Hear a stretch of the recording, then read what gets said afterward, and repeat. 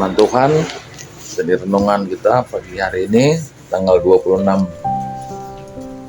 April 2023 dalam kitab Markus 5 ayat 21 sampai 24, kemudian 35 sampai 43. Demikian firman Tuhan.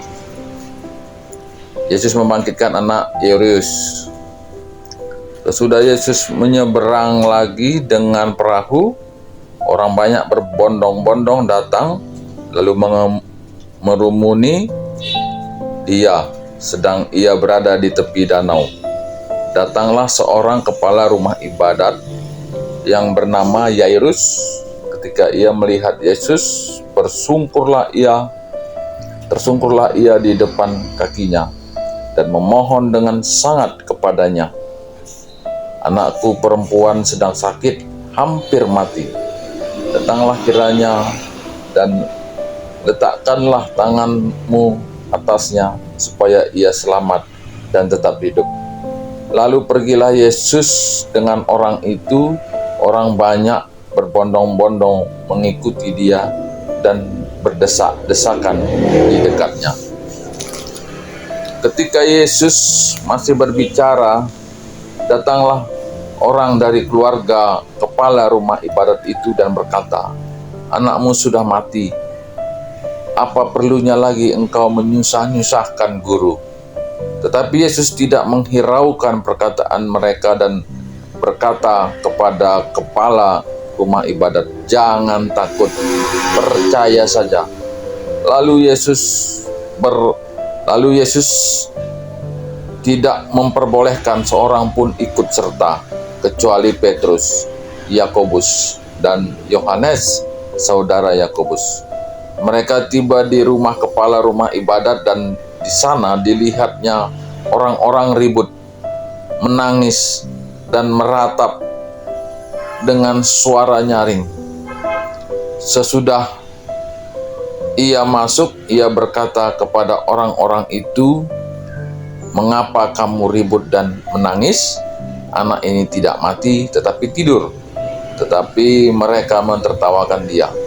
Maka diusirnya semua orang itu, lalu dibawanya ayah dan ibu anak itu, dan mereka yang bersama-sama dengan dia masuk ke kamar anak itu.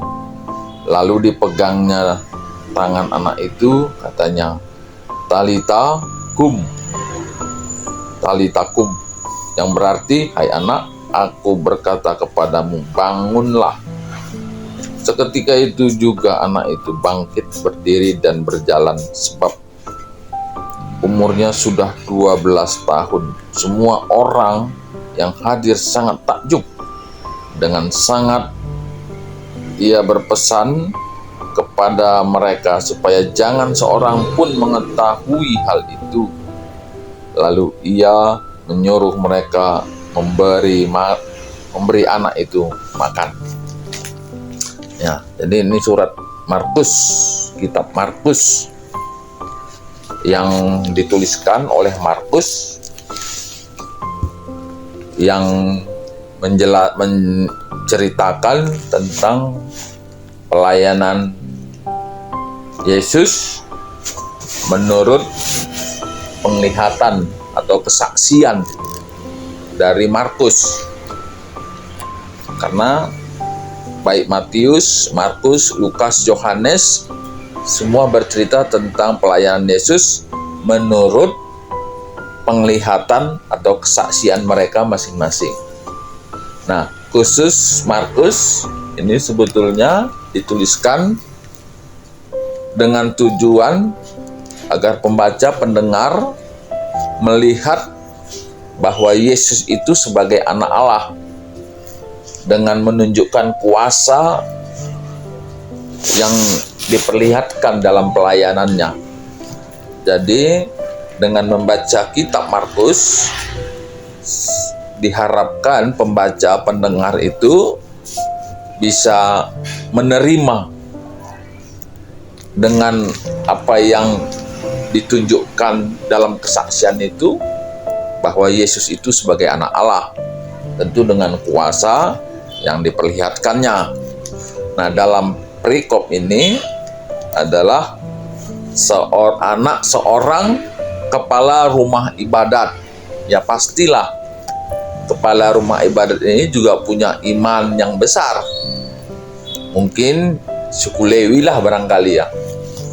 Kepala rumah ibadat adalah orang-orang yang bekerja dalam memfasilitasi dalam ibadah-ibadah, dan pastilah ini orang sangat dihormatin, dan ketika anaknya yang sakit tentu banyak orang datang, dan pada perikop ini akhirnya dikatakan meninggal dan banyak orang berduka cita, ya, sangat banyak orang berduka cita. Nah, mungkin apa yang dialami oleh si kepala rumah ibadat ini mungkin juga sesuatu yang tragis gitu ya bagi kita pun, yang menurut kita itu ya orang yang melakukan banyak pelayanan ya mestinya ada berkat, bukan duka cita gitu ya, tapi itulah yang terjadi.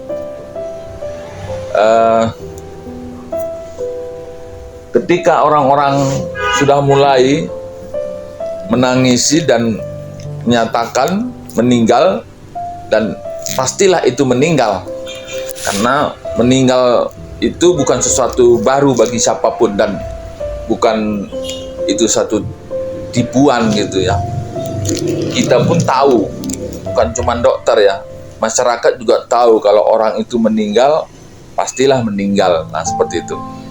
Supaya nanti jangan kita menafsirkan yang kata Yesus itu tidak, bukan mati, tidur gitu ya, tidur. Karena dalam kacamata jemaat waktu itu, yang mati itu ya mati, seperti kita yang mengatakan seseorang itu mati. Tapi dalam kitab-kitab yang lain pun Yesus selalu mengatakan bahwa tidak ada kematian di dalam orang percaya, tapi hanya tidur gitu ya. Tidur atau pekesahkan gitu ya, tidur.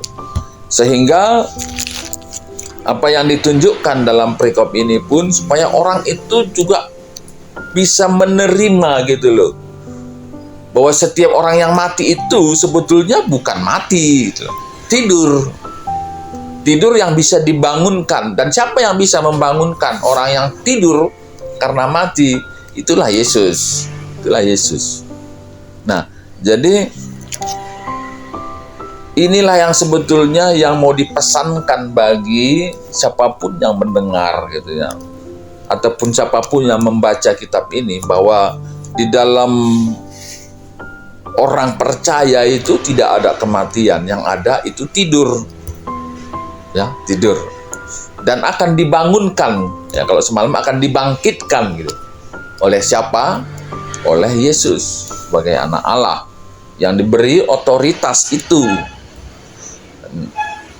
Semalam sudah disampaikan bahwa di dalam Yesus itu ada kehidupan, ada kebangkitan, dan Dia yang pegang kunci itu. Dan dalam perikop ini pun, pada akhir dari perikop ini, yang pada waktu Yesus mengatakan ini anak tidur, dan semua ya secara sontak mungkin ya, seketika orang tertawa gitu ya, orang tertawa, mentertawakan gitu ya. Dan mungkin orang bilang ya, orang-orang yang lebih tua mungkin menganggap ya sesuatu olok-olokan gitu ya, olok-olokan. Ya walaupun mungkin kepala rumah ibadat ini berharap gitu ya, berharap juga tidur gitu ya. Dan akhirnya dalam perikop ini Yesus mengulurkan tangannya dan menyerukan gitu ya, kata talitakum, bangunlah ya. Bangunlah, hai anak, aku berkata kepadamu, bangunlah. Dan seketika itu anak itu bangun. Nah, jadi ini satu gambaran, dan sampai sekarang pun tidak ada orang yang mati bisa dihidupkan kembali kecuali oleh Yesus, ya, oleh Yesus. Dan sekali lagi perikop ini mau menanamkan ya dalam pikiran siapapun yang percaya bahwa tidak ada kematian bagi orang percaya, tapi hanya tidur yang kemudian nanti akan dibangkitkan atau dibangunkan oleh Yesus pada waktunya. Nah, ketika orang, katakanlah ada anggota keluarga yang mungkin pada siang hari cukup capek lelah bekerja di ladang mungkin, kemudian dia istirahat baru 1 jam mungkin, adakah yang kita tega untuk membangunkannya? Pasti tidak, pasti tidak. Nah, demikian jugalah sebetulnya dalam kehidupan ini. Ketika orang sudah melakukan perjalanan hidupnya yang cukup panjang mungkin gitu ya, yang sudah mungkin ada yang 60 tahun, 70 tahun, mungkin ada yang sudah 80-an tahun, dan pastilah perjalanan yang sangat melelahkan, dan sudah patutlah dia untuk istirahat, untuk tidur.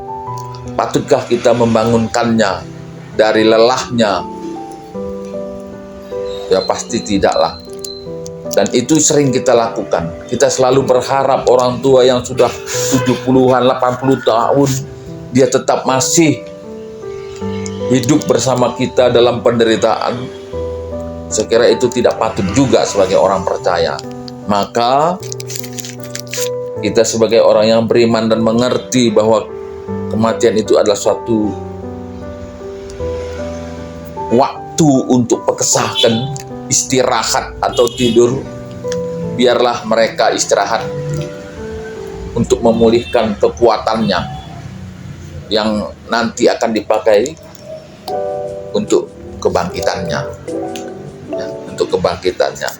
Dalam Korintus, Rasul Paulus sudah menyatakannya, orang mati oleh kelemahannya, tapi kemudian nanti akan dibangkitkan dengan kekuatannya. Nah, jadi demikianlah sebetulnya perjalanan kehidupan manusia. Maka percayalah, bagi orang yang beriman kepada Yesus, tidak ada kematian, tapi yang ada adalah tidur yang panjang, pekesahkan untuk kemudian nanti dibangkitkan. Yesus itu adalah sumber kehidupan dan yang punya otoritas untuk membangkitkan orang yang mati. Ketuahan kalau semugikan kata dibata dengan semakai kenca bestiluna tutup wari. Haleluya. Amin.